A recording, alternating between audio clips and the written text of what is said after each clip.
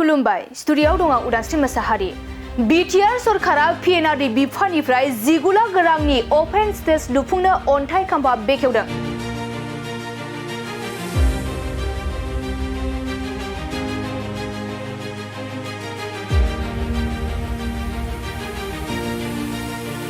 नंगौ, टुक्राझार BBC Christian धोरोमनि मिशनाव BTR सरकारा P&RD बिफाननिफ्राय 19 लाख रांनि अपेन स्टेज लुफुंनो अन्थाइ खाम्फा बेखेवदों।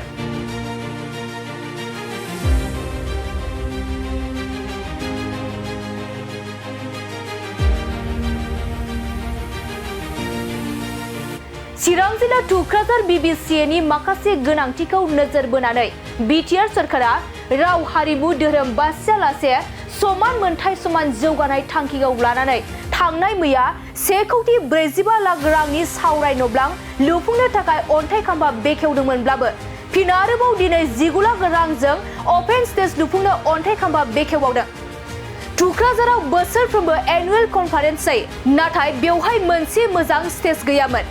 बे आंखालखौ नोजोर बोनानै दिनै टुक्राझार BBC ख्रिस्टियान धोरोमनि मिशनाव अपेन स्टेज लुफुंनो अन्थाइ खाम्फा बेखेवदों।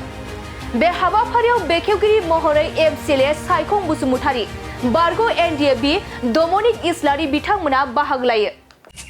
जोबोद गोजोननाय फोरमायदों BTR गभर्नमेन्टनि जेनेखि डिपार्टमेन्ट P&RD डिपार्टमेन्ट गबिन्द सार बिथांखौ दिनै बे BBCआव मोनसे बिराद निड्स बानो गोनांथि जादोंमोन जे बेवहाय प्रत्येक बोसोराव एनुवेल कनफारेन्स जानाय जायो, बेहाय मोनसे स्टेज गैयामोन। दा बे गोनांथिखौ बे आंखालखौ दिनै बिथांनि जेनेखि फान्ड बिनिफ्राय दिनैहाय हमना हरनाय जाबाय अपेन स्टेज। निस्सय बे अपेन स्टेजआ बे BBCनि थाखाय जोबोद गोनांथिमोन आरो बियो जोबोद मा होनो गिदिर एचिभमेन्ट होननानै जों बुंनांगोन। स्पेसियेलि दिनै बयबो गोजोनदों। दा बे कालचारेल लुफुंनाया बा अपेन स्टेजखौ लुफुंनायाव दिनैहाय गोबां जोंनि ओनसोलनि दैदेनगिरिफ्रा नुजाफैदोंमोन। दिनै बिथांमोना जोबोद गोजोननायखौ फोरमायदों। बेखौ दा बे इयारनि फाइनान्सियेल इयारावनो बे जोबगोन। नेक्स्ट एनुवेल माबायावनो कनफारेन्सआवनो बेयो आरामसे बाहायजानाय जागोन। बेखौहाय थाबैनो स्पिडैनो मावनाय जागोन। बाजाज बाइक सालायनो मोजां मोनग्रा रायजो राजाफोरनि थाखाय मोनसे गोजोनथाव खौरां। सेरफांगुरि बाजाज श'रुमा फुजा 2024 धामाका अफार होगासिनो दं।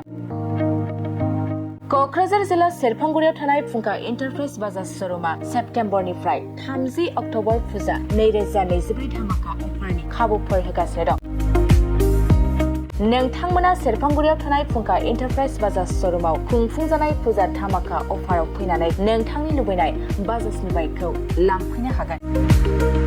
रायजो राजाफोरनो फुंखा एन्टारप्राइज बाजाज श'रुमा लाबोनाय अफारफ्रानो जाबाय 5 litre petrol free, pressure cooker, free helmet, एक्सचेन्जनि एभेलेबल, लोगोसे केस होनानै बाइक बायगिरिफोरनो 1,000 रां केसबेक हरफिननाय जागोन।